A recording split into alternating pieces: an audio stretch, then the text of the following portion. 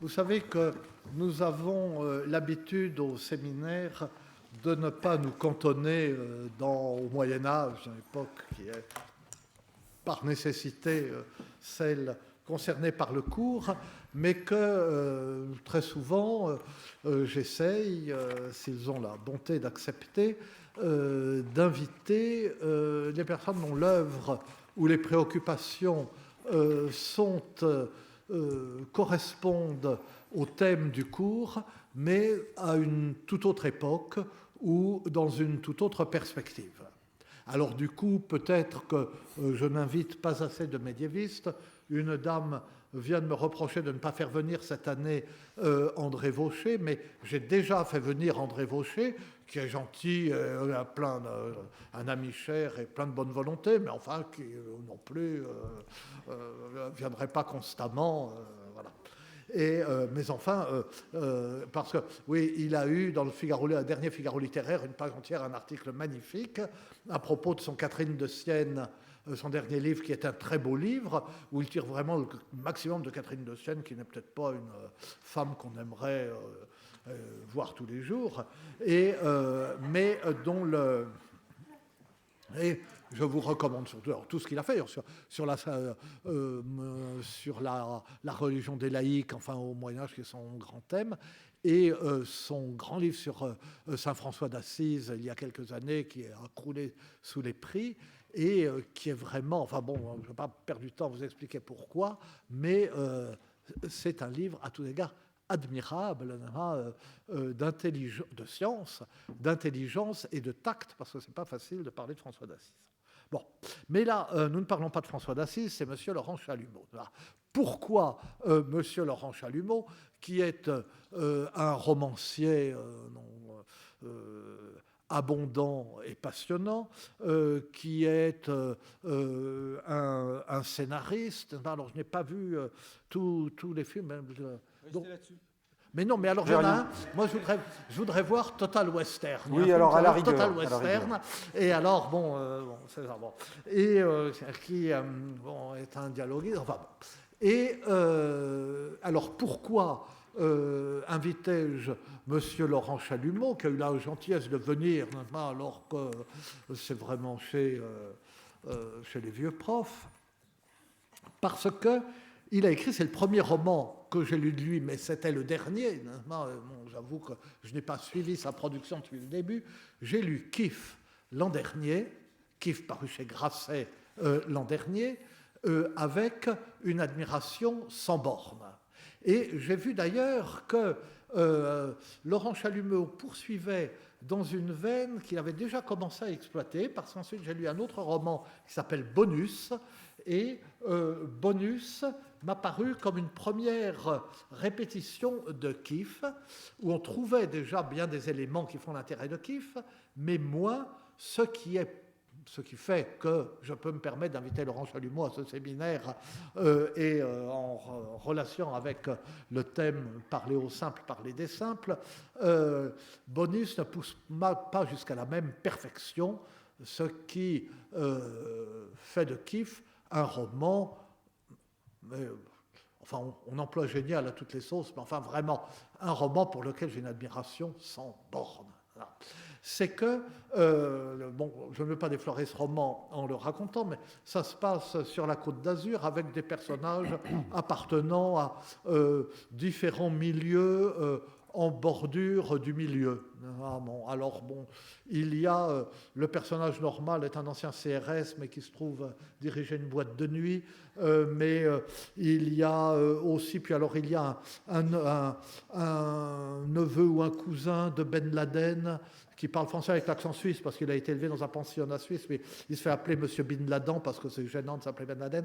Et alors, on veut lui soutirer de l'argent, et en retour, tous les gens qui veulent lui soutirer de l'argent. Alors, il y a un videur black, un gentil videur beurre, il y a un rouquin représentant spiritueux chez Pernod Ricard, mais converti à l'islam radical à Fleury-Mérogis, et qui est sacrificateur halal sous le nom de Kader Kevin. il y a un ancien acteur de hard qui est devenu proxénète, il y a des tas de gens. C'est à Côte d'Azur, quoi. Une élue du Front National, enfin bon, et qui est la petite amie du gentil beurre qu'on croit djihadiste, mais il est seulement amateur d'arts martiaux. Bon, enfin, on ne pouvait pas prévoir, tristement, il y a une fusillade dans une boîte de nuit, enfin bon, tout ça. Mais il y a le CRS, il y a la sœur et le beau-frère du CRS, et le beau-frère est complètement beauf, et la sœur aussi, enfin, elle est... Et alors, tout ça est important parce que chacun, alors c'est pour ça, je termine mon éloge de Chalumeau sur cette remarque, chacun parle un français qui est le français parlé, le français... un français qui peut être populaire, un français qui peut être incorrect, un français qui peut être à la mode, etc., enfin avec les expressions dont tout le monde use à un moment donné. Et donc, il parle ce français oral, et si on veut relâcher, mais il ne parle pas le même. Et chaque chapitre représente le flux de conscience, si on veut, où est placé du point de vue d'un des personnages. C'est la voix de ce personnage qu'on entend. Et avant même qu'on ait lu assez du chapitre pour savoir auquel on est passé, on le reconnaît aux nuances, aux tics d'expression et de vocabulaire et aux nuances dans la façon de s'exprimer. Laurent Chalumeau a une oreille à la façon dont on parle.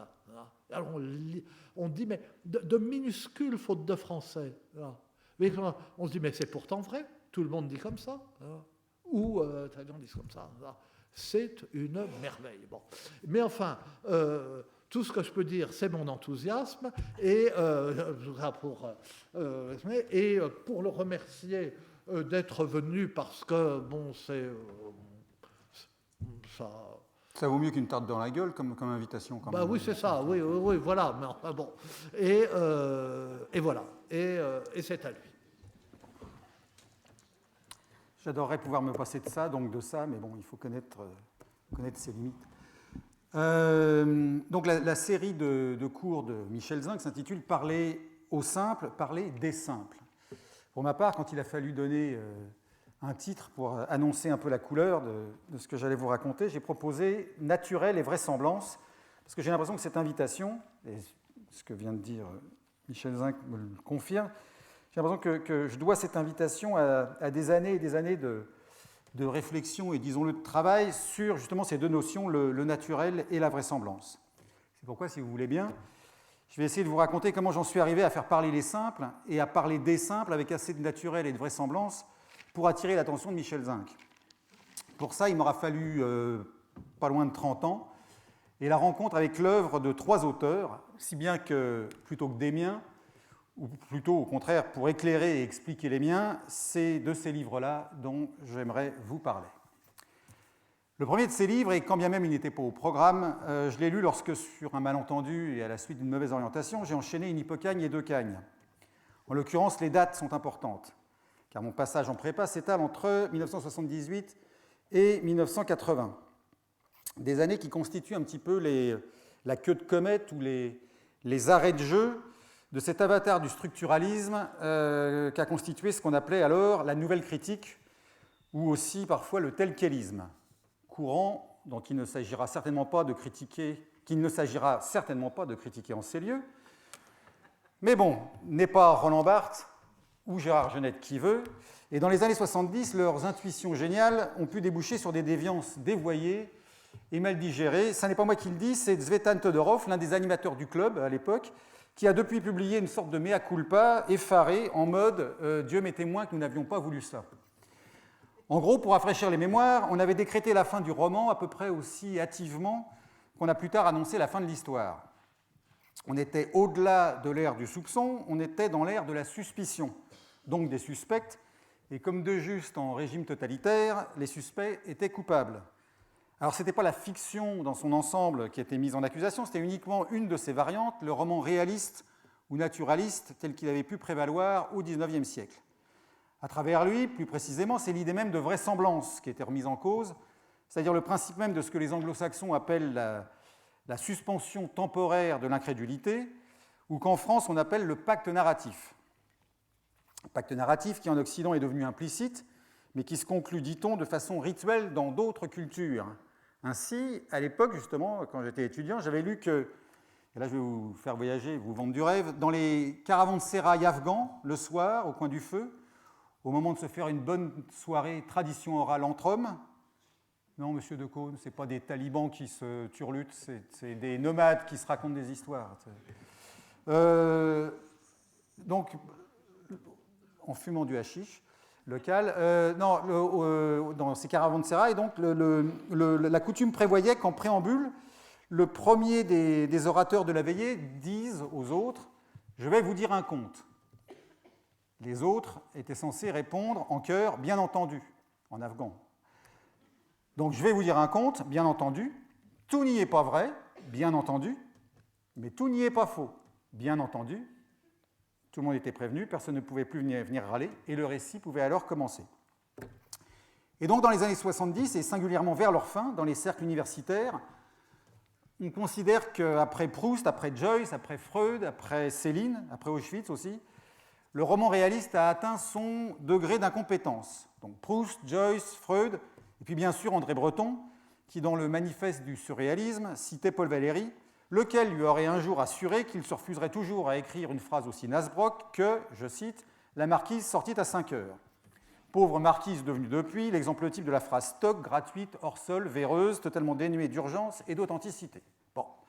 Dans ce contexte, toute prétention à représenter le réel en écrivant est soudain considérée comme vaine, stérile, perdue d'avance, donc au mieux naïve, ringarde, bourgeoise, plouc, comme de la peinture figurative ou les Sacré-Cœur qu'on achète place du Tertre. Mais en cas d'entêtement, on passe de la faute de goût à la faute tout court, de l'esthétique à la morale. Cette obstination à vouloir produire du roman à l'ancienne cache forcément le projet de distiller sournoisement de l'idéologie. C'est une envie d'abrutir les masses, et sous cette prétention à représenter le réel, il y a en fait une intention de le façonner dans l'esprit du lecteur, donc de le figer pour que surtout l'ordre établi perdure. On bascule là brusquement dans la trahison, dans la sociale trahison hitléro-trotskiste.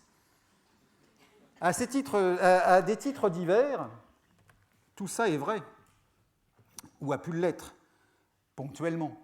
Là où ça commence à craindre, c'est quand on en fait une loi absolue et qu'on commence à interdire l'avant du bus ou certains restaurants aux chiens et aux romanciers réalistes. Et encore ça, c'est en attendant de les envoyer en camp de rééducation pour apprendre par cœur l'intégrale du catalogue des éditions de Minuit. Bon, donc, à prospérer comme ça une doxa, comme on ne disait pas encore à l'époque, selon laquelle seule peut être tolérée une fiction qui se dénonce elle-même comme telle, en affichant sciemment son invraisemblance et les traces de sa fabrication. Par exemple, sans même parler du nouveau roman ou des jeux oulipiens, le réalisme magique des Sud-Américains passait crème entre les gouttes. Mais pour rester franco-français, parallèlement à ça, sévissait aussi un culte romantico-nihiliste de l'écriture avec un grand H. L'écriture envisagée non pas seulement comme une tauromachie, mais comme une expérience limite, avec des guillemets, et idéalement douloureuse. Pour relever de la compétence de la littérature, chaque mot avait dû être une question de vie ou de mort. Pour déterminer si ce qu'on lit était ou non de l'écriture, guillemets, la difficulté, pour ne pas dire la pénibilité de la lecture, constitue un critère infaillible. Le texte gagne à être exigeant. Le plaisir d'écrire est mal vu. Le plaisir de lire, lui, doit se mériter. Donc pendant une hypocagne et deux cagnes, c'était ça la ligne du parti. À chaque épreuve de concours blanc, j'essayais de lui donner des gages, et hélas, à chaque remise de notes, je voyais bien que j'étais un peu exclu du mouvement. Dans certaines matières, d'ailleurs, j'avais décroché dès la deuxième phrase du premier cours de l'année, donc pendant les cours suivants, je lisais Rock et Folk, magazine consacré, comme son nom l'indique, à une musique bruyante. Je le lisais de la première à la dernière page, et puis je recommençais, mais en le lisant à l'envers, en espérant que du coup, des messages sataniques allaient s'en dégager, un peu comme des albums de Led Zeppelin. Et alors, parmi les gens qui signaient des articles dans Rock et Folk, certains me faisaient l'effet, en dépit de ce que je pouvais entendre d'une oreille distraite, certains me faisaient l'effet de ne pas si mal écrire que ça. Enfin, de pas si mal écrire. Disons d'écrire de façon efficace, éloquente, adaptés à leur sujet, connectés à l'époque dans laquelle nous vivions, et ça et là, comment dire, visités par cette espèce de grâce, je ne sais quoi, qui fait la différence entre un poème de Rimbaud et une notice de montage de meubles Ikea. C'est-à-dire que ce n'était pas de la littérature officielle, mais ça et là, il y avait des braises qui crépitaient. Et surtout, ces gars-là me donnaient l'impression de s'amuser à faire ce qu'ils faisaient, contrairement aux cagneux qui m'entouraient. Et du coup, je me disais qu'ils avaient la belle vie, puisqu'ils étaient payés, à l'époque j'ignorais encore combien ils l'étaient mal, mais ils étaient payés pour faire ce qui, à moi, à l'époque, me coûtait beaucoup d'argent, à savoir acheter des disques, enfin écouter des disques et aller à des concerts. Et eux, en prime, ils voyageaient dans le bus avec les musiciens et ils faisaient croire qu'ils participaient à leurs orgies backstage. Donc tout à coup, c'était assez clair dans mon esprit. C'est ça que moi aussi, je voulais faire. Parmi eux, il y avait des gens comme Philippe Manœuvre, styliste sous-estimé, en dépit de ses lunettes Ray-Ban à verre miroir, Yves Adrien, l'excellentissime Bayon, et il y avait aussi quelqu'un dont j'admirais tout particulièrement le travail, à savoir Philippe Garnier. Philippe Garnier, qui était correspondant de Rock et Folk et de Libération à Los Angeles, et qui à l'époque était traducteur de Charles Bukowski, avant d'être aussi, plus tard, entre autres, celui de John Fante ou de James Slater, et aussi en 79 ou en 80, je ne me souviens plus, traducteur d'un curieux livre intitulé « Sanglante confidence », en anglais « True Confessions », de John Gregory Dunne, qui le pauvre, mais pour une fois que c'est dans ce sens-là, c'est bien fait, est surtout connu pour être le mari de l'excellente Joan Didion. True Confessions a donné un film, comme de juste décevant, avec Robert De Niro et Robert Duvall. Mais ceux qui l'ont vu ou ceux qui s'en souviennent se rappellent alors que l'intrigue se déroule à Los Angeles dans les années 40 et que bien avant James Ellroy, il propose une première variation sur le thème du dahlia noir et de cette malheureuse femme coupée en deux, retrouvée dans un terrain vague. Le livre est absolument extraordinaire. Les personnages sont riches, pittoresques, complexes, l'intrigue est tarabiscotée et claire à la fois, les dialogues sont craquants et souvent désopilants. Pour le coup, dans True Confessions, on trouve une façon tout à fait ébouriffante de faire parler les simples, entre autres quelque chose qui n'apparaissait pas forcément complètement dans la version française, mais dont j'ai pu m'aviser plus tard quand j'ai été capable de le relire en anglais, c'est à savoir une façon délicieuse de restituer les syntaxes chantournées, les tics et les mélodies du parler irlandais, et puis de toute façon de tous les patois, tous les argots des différents personnages que ça mettait en scène. Bref, c'était un roman policier beaucoup plus ambitieux que tous ceux que j'avais pu lire jusque-là. C'était écrit de façon beaucoup moins connotée ou stylisée que Révérence gardée, Chandler, Hammett ou James Cain. Et pour autant, avec beaucoup d'intelligence et d'humilité, ça respectait complètement les codes du genre. Ça les respectait et au passage, ça les célébrait. Et mine de rien, ça en faisait évoluer les limites en y injectant des ingrédients nouveaux. C'était, autrement dit, de la littérature de genre, de la littérature de divertissement, mais qui, tout en divertissant, rendait compte de la complexité du monde, sans toutefois en insulter ni en trivialiser la complexité. Tout additionné, on l'a compris, et c'est ça qui était le plus dingue sur le moment, c'était, c'est toujours, j'en suis sûr, un pur, un absolu, un total plaisir de lecture.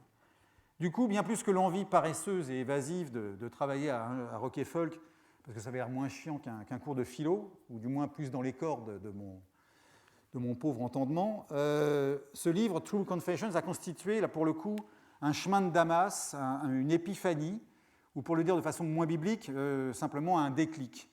Autant les géants, les mastodontes de la littérature qui étaient étudiés ou évoqués en classe constituaient des espèces d'Everest absolument impossibles à escalader par quelque face que ce soit, autant il était à l'évidence vain, grotesque, pour ne pas dire scabreux, de prétendre un jour boxer dans leur catégorie, autant à l'inverse, la fabrication d'un livre comme True Confessions, pour intimidante qu'elle soit sur le moment, paraissait, elle, au prix de beaucoup de travail et d'efforts, mais éventuellement possible.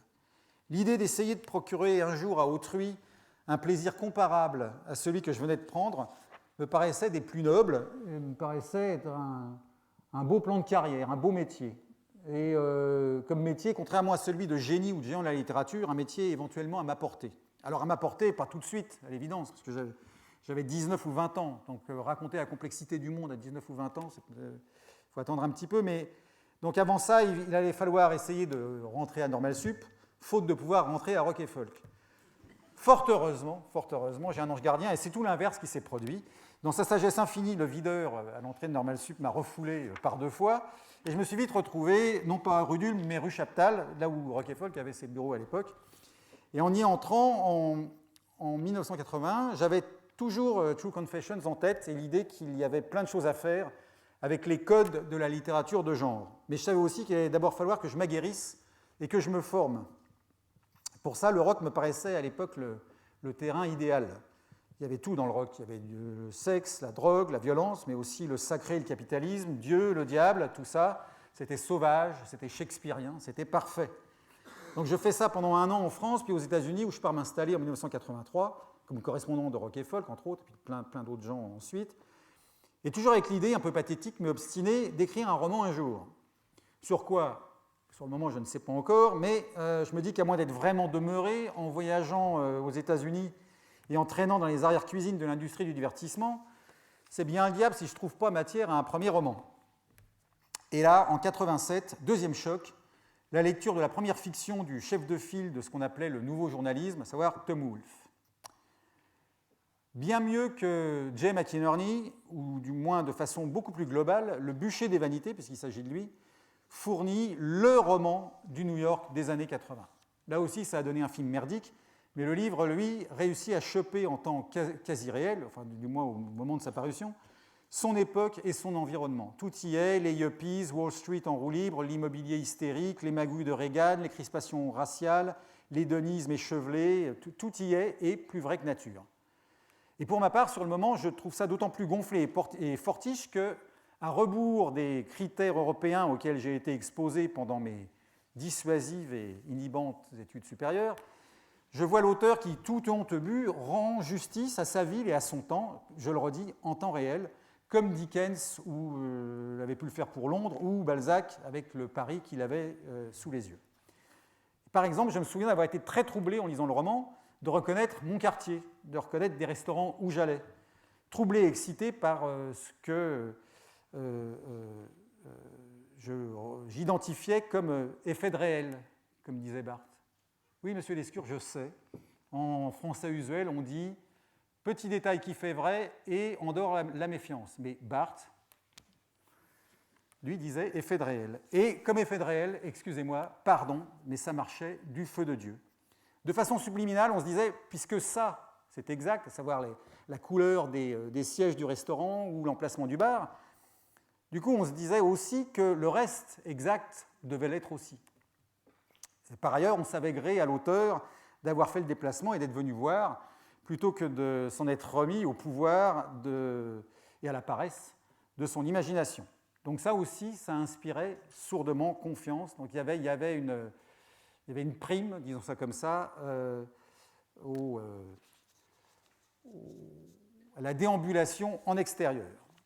Je me souviens particulièrement d'une interview où Tom Wolfe, à propos de déambulation en extérieur, incitait les romanciers à sortir de chez eux, à aller sur le terrain et à se frotter au réel. Et il y disait sa vénération pour Zola, et il racontait une anecdote que vous connaissez sûrement, mais que moi j'ignorais.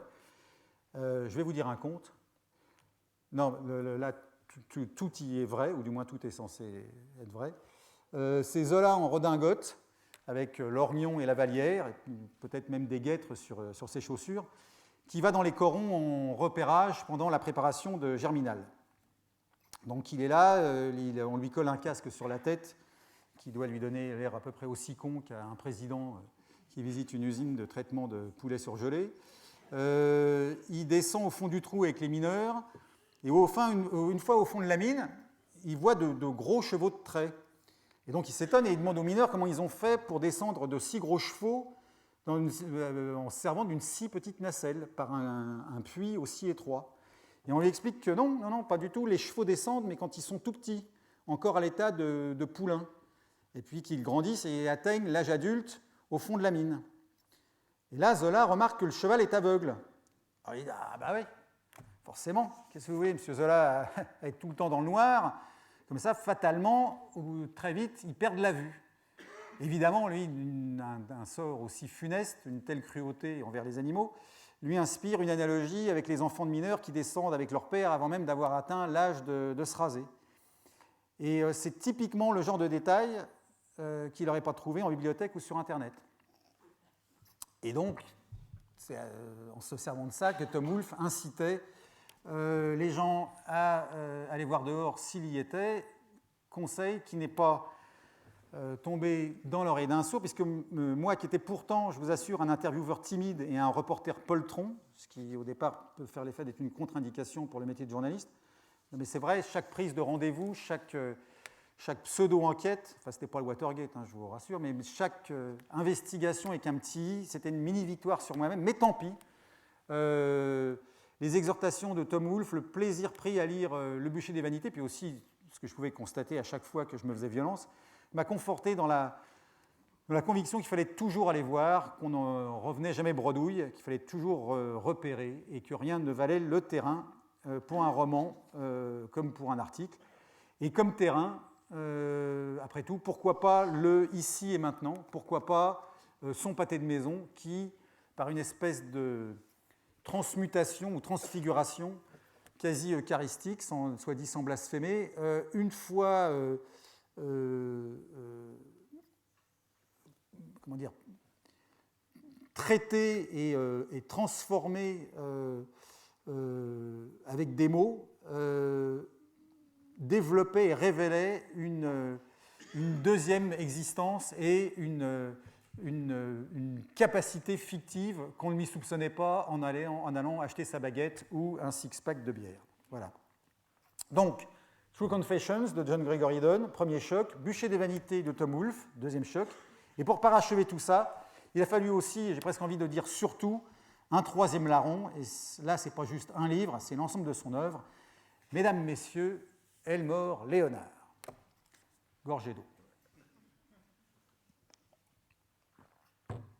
En 1985, un dimanche, je lis dans le supplément littéraire du New York Times un article de Stephen King consacré à un roman intitulé Glitz et dont l'auteur s'appelait donc Elmore Leonard. L'article commençait de la façon suivante. Alors, ce roman, comment il est ? Eh bien, la meilleure façon dont je puisse répondre à cette question est qu'il m'a coûté de l'argent. Quand je l'ai eu fini, j'ai foncé chez le libraire, acheté immédiatement tous les livres du même auteur que je pouvais trouver. Du coup, intrigué, j'ai moi-même acheté le roman en question, et ça m'a fait pareil. Quand je l'ai eu fini, j'ai foncé chez le libraire pour rafler tous les Elmore Leonard que je pouvais trouver. Depuis, j'ai lu des livres de lui que je préfère, mais sur le moment, ce roman, Glitz, était tout simplement magique. Je ne me souvenais pas d'avoir lu déjà quelque chose d'aussi souple et dynamique. Et par dynamique, je veux dire péchu, enlevé, soutenu, sans temps mort, mais sans cette frénésie et cette intensité que les ellipses et les phrases brèves peuvent parfois communiquer à la prose de Dashiell Hammett, par exemple. Non, c'était tenu, mais c'était relâché à la fois, c'était rapide, mais sans précipitation, c'était emmené avec une énergie maîtrisée, avec une infinie douceur du toucher de balle, c'était avec une totale fluidité des enchaînements, le récit était naturel, sobre, simple, facile. Sur le coup, je vous rassure, je ne me suis pas dit tout ça comme ça, je me suis contenté de le kiffer. Mais quand même dans la foulée de celui-là, donc je m'envoie tout le fond de catalogue de l'auteur. Et oui, fond de catalogue, parce que l'ironie veut qu'au moment où il est découvert, entre guillemets, en 1985, Elmore Leonard avait déjà 60 ans et publié une trentaine de romans. Comme quoi tous les espoirs sont permis. Carrière littéraire n'est pas un sprint, mais un marathon. Je dis ça pour moi. Et donc, toute cette trentaine de romans, je les lis, et à chaque fois qu'il en publie un autre, je me jette dessus avec voracité. Et puis surtout, je m'efforce de mon mieux d'accueillir son influence dans mon propre travail, quand bien même à l'époque, je n'écris pas encore de romans policiers. En 1990, au bout de 7 ans aux États-Unis, je rentre en France et entre-temps, j'ai enfin réussi à finir un roman qui, La vie est belle, trouve un éditeur. Donc à partir de 1991, je commence assez régulièrement à finir des romans et à les publier. Mais des romans qui, chacun dans leur genre, chaque fois, s'excusent d'en être.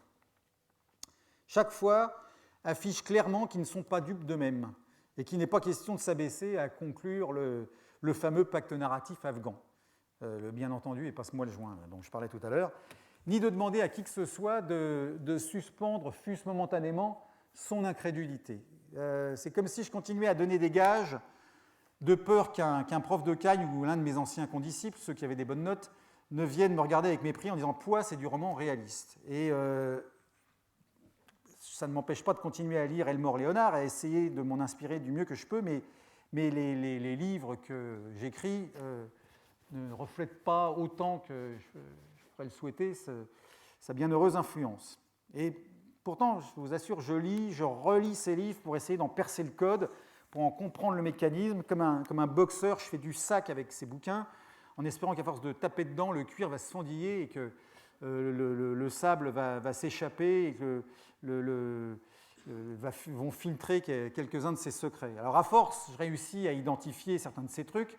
Par exemple, que chaque séquence est présentée du point de vue d'un des personnages. C'est comme si les personnages se racontaient à eux-mêmes, ou plutôt racontaient eux-mêmes, nous racontaient eux-mêmes ce qui est en train de se passer. Avec une troisième personne qui est en fait une fausse troisième personne du singulier parce qu'elle fonctionne à chaque fois comme un jeu différent. Du coup, l'effet produit est assez intéressant parce que le lecteur a l'impression d'être embedded, comme on dit pour Harry Roselmack quand il passe 24 heures avec un service du SAMU. Donc le lecteur est intégré, comme ça, infiltré dans la tête du personnage.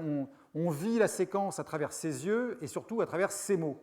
Car les uns et les autres, à l'évidence, nous nous parlons à nous-mêmes de façon toute différente. Et surtout, nous nous parlons à nous-mêmes d'une façon différente que celle que nous avons quand nous parlons aux autres.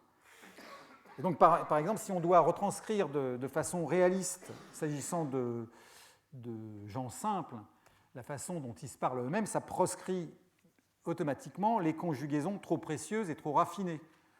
En anglais, ça va être le prétérit de certains verbes irréguliers. En français, ça va être le passé simple, qui est absolument abominable de ce point de vue, parce que nous partûmes, nous arrivîmes, personne ne se parle à lui-même comme ça.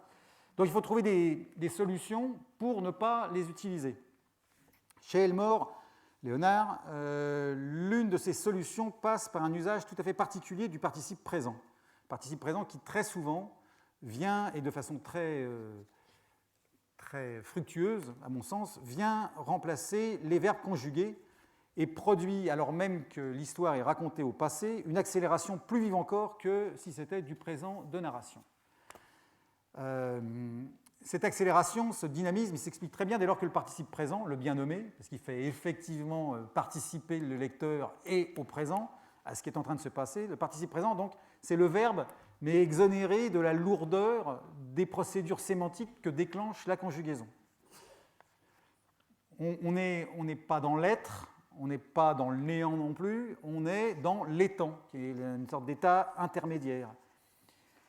Et le participe présent, je m'en suis entiché, pour tout vous dire, au point d'avoir presque gâché, enfin un peu gâché, un de mes romans, en l'écrivant quasi uniquement comme ça, sous forme de participe présent, ce qui est quand même, pour le lecteur, un coup difficile à prendre. Je pense qu'au bout de 150 pages, si on arrivait jusque-là, ça va, on ne sent plus rien, mais les débuts peuvent être quand même déroutants. Bref, l'autre solution trouvée par Elmore, c'est de faire en sorte, autant que possible, que le récit progresse et que l'information soit distribuée au lecteur grâce au dialogue. Et dans ces dialogues, Elmore peaufine une façon, alors là, pour le coup, absolument imparable de restituer le langage parlé. En France, le parler populaire est souvent retranscrit au moyen d'élisions et d'apostrophes qui, je trouve, font assez vite mal à l'œil. L'apostrophe écorche la prunelle.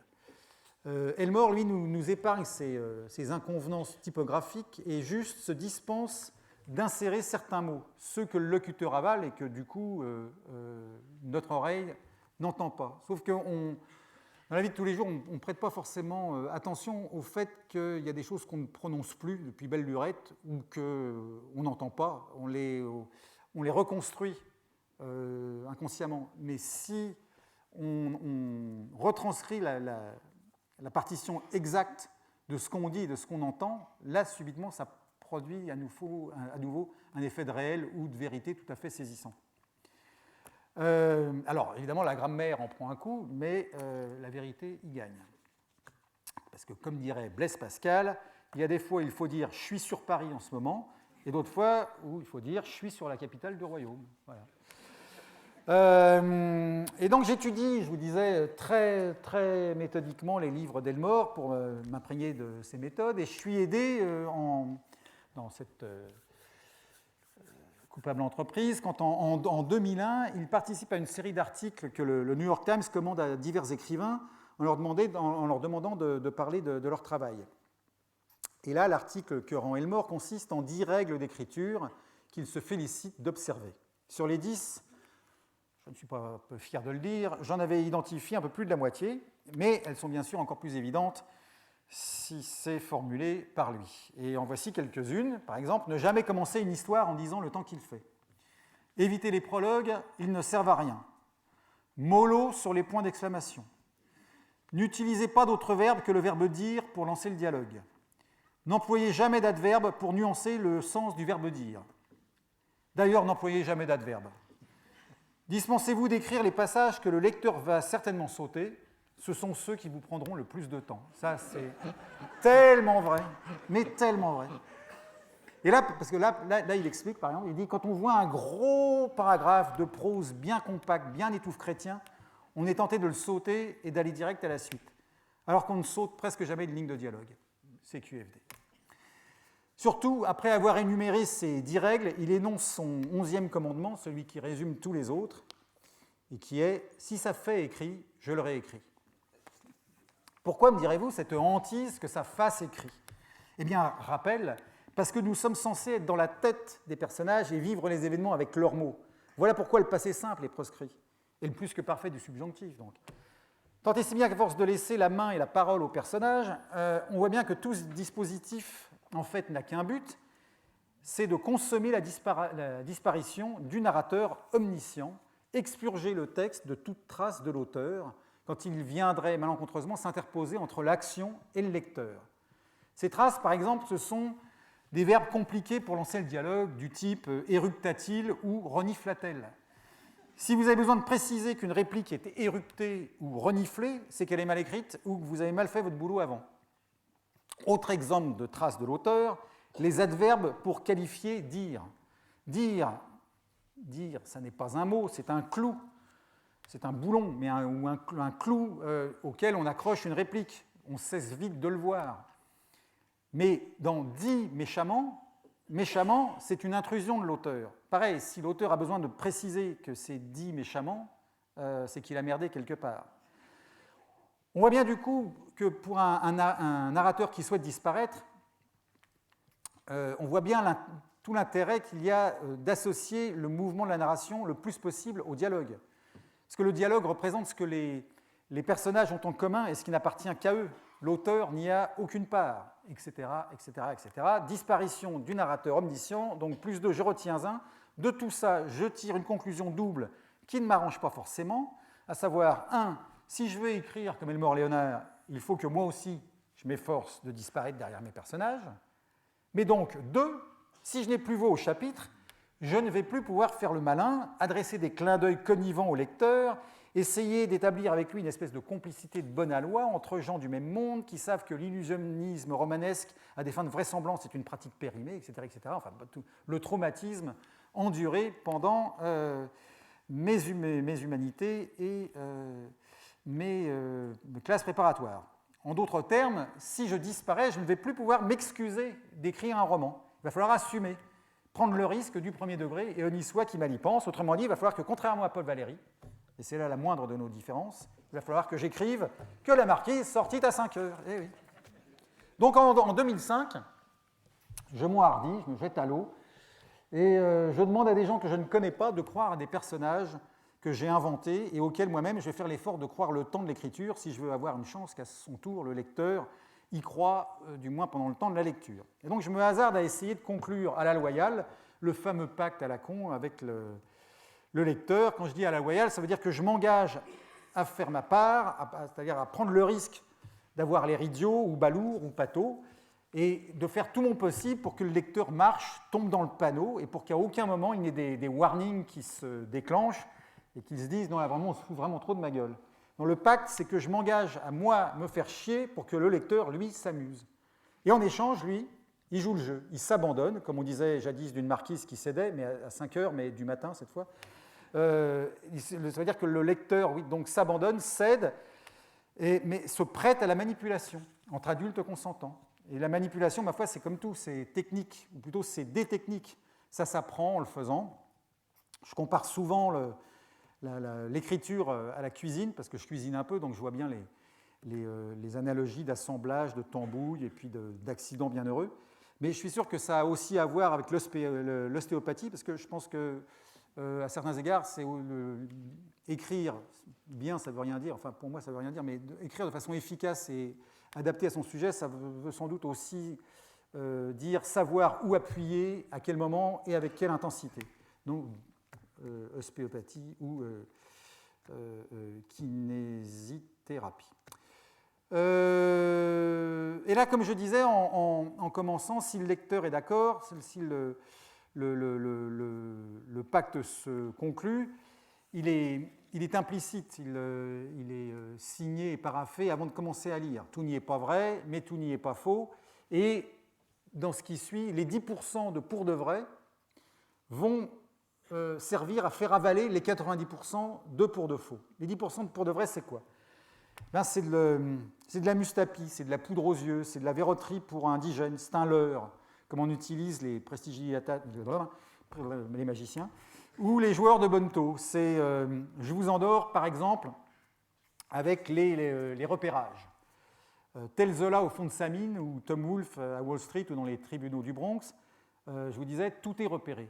Et chaque décor donc, fait l'objet d'une visite d'autant plus minutieuse que précisément je ne vais pas le décrire.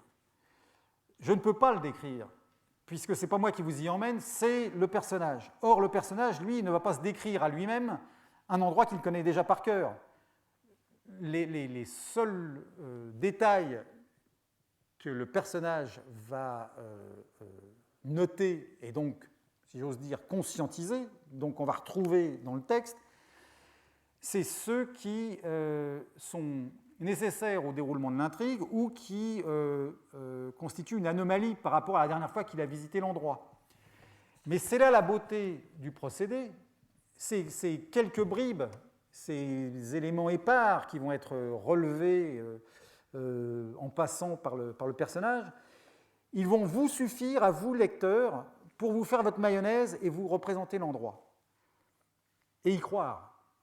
Dès lors que c'est vous qui, inconsciemment, vous saurez décrit l'endroit à vous-même. Voilà, tout seul comme des grands. L'autre technique, c'est comme je disais à propos d'Elmore, c'est de faire autant que possible parler les personnages comme leurs alter-ego dans la vraie vie. Ni plus ni moins, mais en identifiant et en reproduisant leurs tics de langage et leurs fautes de grammaire pour leur faire dire, comme ils les diraient dans la vraie vie, des choses qu'à l'évidence, ils ne diraient jamais dans la vraie vie. Alors c'est assez casse-gueule.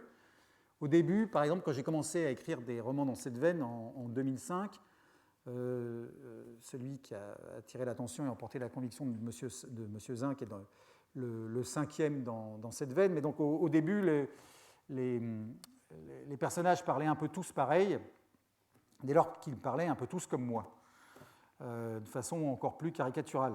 Donc évidemment, ça pouvait, là pour le coup, le manque de naturel pouvait nuire à la vraisemblance. Mais au fil des 5 livres écrits, ça s'est un peu affiné et j'ai appris à tricher, et à tricher entre autres en faufilant un point de référence, à savoir des personnages qui, eux, s'expriment à peu près normalement ou même carrément élégamment pour donner l'échelle et permettre de faire la différence avec les autres. Et du coup, exactement comme chacun des endroits, je le redis, fait l'objet, je le dis parce que comme ça me coûte, j'en suis très fier, fait l'objet d'une visite, d'un repérage minutieux, comme si j'étais un metteur en scène qui repérait ces décors, ben les personnages sont de la même façon eux aussi repérés et visités. Alors à l'évidence, aucun n'existe en l'état, c'est à chaque fois l'habituel composite Frankenstein de plusieurs sources, mais leurs différents modèles ont tous été rencontrés et surtout écoutés avant d'être amplifiés, déformés et réinventés. Et donc c'est comme ça depuis 10 ans et 5 romans que je fais l'effort délibéré d'appliquer la méthode d'Elmore-Leonard et d'essayer d'imiter de mon mieux ces techniques. Je dis bien d'imiter, et de façon absolument officielle, au grand jour, et sans le moindre état d'âme, car l'imitation telle que je l'entends ici n'a rien à voir avec le plagiat, ni même avec cette très jolie chose qui est le pastiche. Ce n'est pas de l'imitation à la Laurent Gérard vis-à-vis de François Hollande, c'est plutôt l'imitation, soit dit en toute modestie, avec le respect des proportions, comme, donc, au moins dans l'intention, c'est de l'imitation comme Keith Richards vis-à-vis de Chuck Berry. En sachant très bien que dans ce genre de démarche d'imitation d'un maître par un élève, la mauvaise nouvelle pour l'élève, c'est qu'on ne réussit jamais à reproduire à l'identique le modèle. Mais de ce fait-là même, l'éventuelle bonne nouvelle pour l'élève, c'est qu'en dépit de tous ses efforts, on ne réussit jamais à reproduire son modèle à l'identique. Et si on a soi-même une chance d'avoir, si peu que ce soit, son propre style, c'est dans le delta creusé entre l'original et la copie imparfaite qu'on en propose qu'il aura pu émerger ou se dessiner. Vous l'aurez compris au bout de 3 heures de baratin, enfin pas tout à fait, parler des simples, faire parler les simples n'est pas simple. C'est même très compliqué. C'est compliqué tout bêtement parce que le naturel est le plus roué des artifices, le plus roué, le plus madré, c'est-à-dire le plus grand, le plus faux, et du coup c'est celui qui, pour être réussi, exige le plus de travail, un travail qui, de surcroît, ne peut ni apparaître ni être revendiqué sous peine de briser le charme. Donc c'est aussi, de tous les artifices, celui dont le choix trahit le plus d'orgueil et de conscience de sa valeur, laissant le « m'as-tu vu quand j'écris beau » à plus menu fretin que soi. Il n'y a donc aucune modestie, aucune simplicité à s'efforcer de disparaître en tant que narrateur omniscient. La disparition du narrateur ne signifie pas, tant s'en faut, celle de l'auteur. Il n'y a aucune modestie non plus dans le choix de la littérature de divertissement ou de la littérature de genre. Car si mes traumatisantes études, n'est-ce pas, auront au moins servi à quelque chose, c'est qu'à défaut de m'apprendre à écrire, elles m'auront au moins un peu appris à lire, et donc à savoir que la littérature, au sens littéraire du terme, la littérature, donc quand c'en est vraiment, la littérature donc ne se décrète pas, ni dans un sens, ni dans l'autre. Et dès lors, quand on fait profession d'écrire des livres, la seule obligation, la seule vraie noblesse de cet artisanat, c'est d'essayer de produire la meilleure, la moins chiante, la plus distrayante des lectures possibles. Les dieux ensuite reconnaissent les leurs et ils reconnaissent leurs petits et font le tri. Mais pas simple, pas modeste, mais bien pire encore, parler des simples ou faire parler les simples ne veut absolument pas dire qu'on va parler aux simples en masse, hélas. Non content donc de ne pas être facile, de ne pas être humble, c'est même pas une bonne idée d'un point de vue commercial. En effet, les simples, ces ingrats, ne vous sont d'aucune reconnaissance de vous être échinés à restituer leur parler fautif au plus près. Peu leur chaud, je ne dirais pas salaud de pauvre, mais fumier d'analphabète, ça oui. Car pour le simple, ou disons pour le grand public, le livre reste un achat valorisant et il faut qu'il soit bien écrit comme à l'école. Ce qui veut dire qu'en faisant parler les simples, on se condamne du coup, au contraire, à un public de lecteurs très très très éclairé, très à l'aise dans ses baskets culturelles, mais du coup forcément plus restreint. Et ça, évidemment, on ne peut pas tout avoir, la quantité, la qualité, et en voyant le nombre d'exemplaires vendus de mes romans où des simples parlent comme des simples, et en voyant ce nombre rester désespérément limité à 4 chiffres, je me suis consolé en m'avisant de l'extrême qualité et altitude de ce lectorat d'élite. Si je devais avoir le moindre doute sur l'élévation intellectuelle, le degré de culture et la finesse de jugement de mes lecteurs, ce doute, l'invitation de Michel Zinc l'aura dissipé. C'est donc du fond du cœur que je l'en remercie. Et vous, ma foi, j'espère que vous ne lui en voudrez pas trop de m'avoir donné la parole.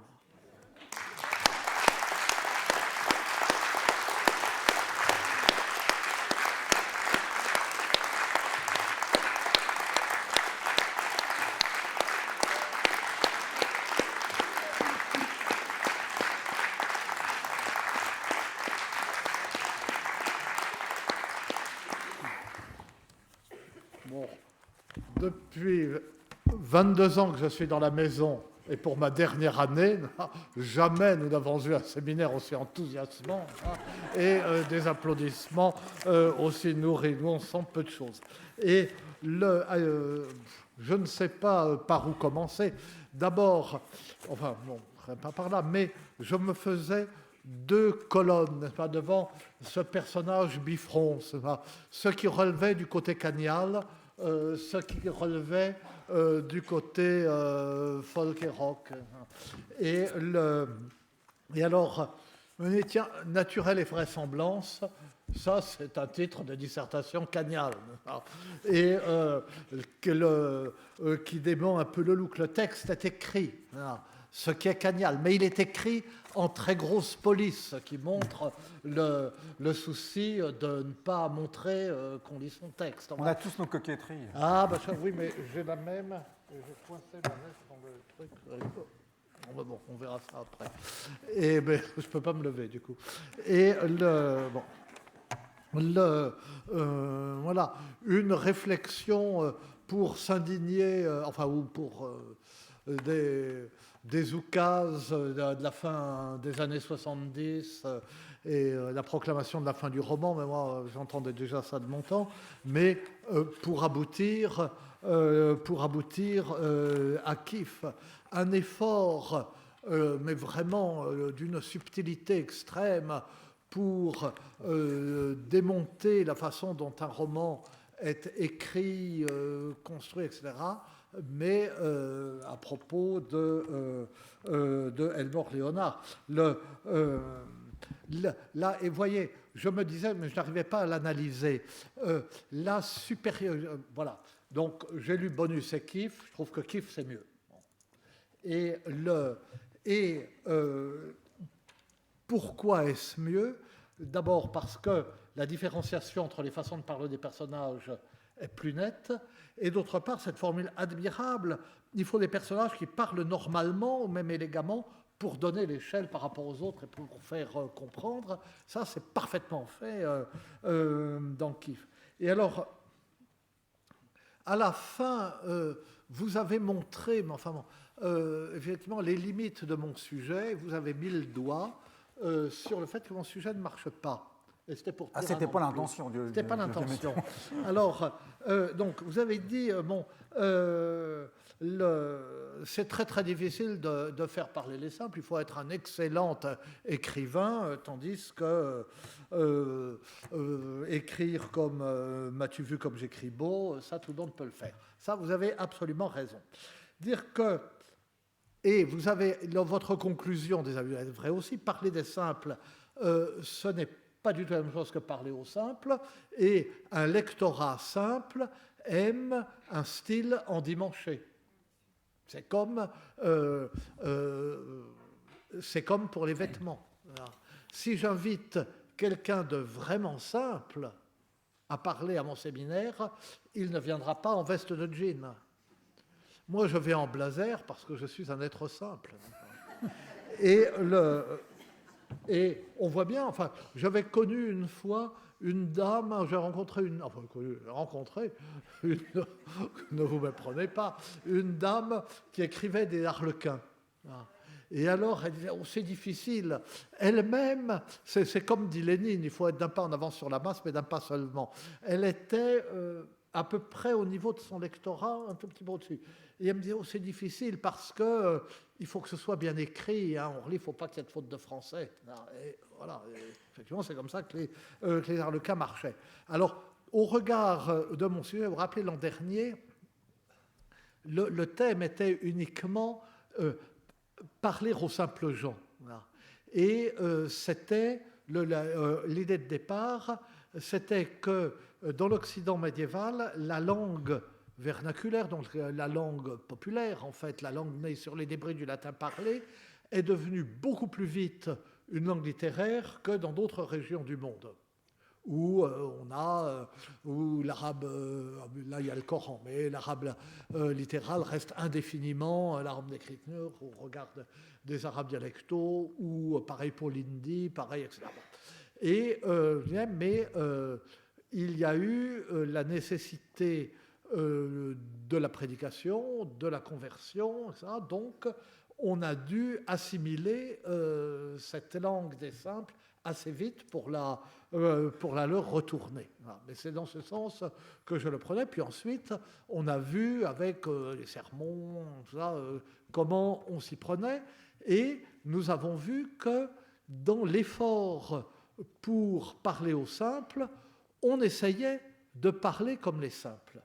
Et c'est pour cela que, en fait, j'aurais dû m'arrêter l'an dernier, mais pour cette ultime année où je traîne mon dernier souffle, j'avais proposé de développer ce thème, parler des simples, en les faisant parler, et comment les fait-on parler, enfin bon, etc. Bon.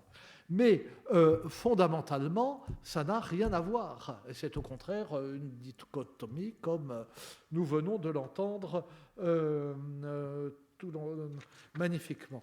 Enfin bon, l'histoire là, le conteur afghan, les autres répondent bien entendu, qui dit tout n'est pas vrai, mais tout n'est pas faux. Eh bien, c'est ce qu'on trouve sous la plume de Wass quand il présente pour la première fois le roi Arthur.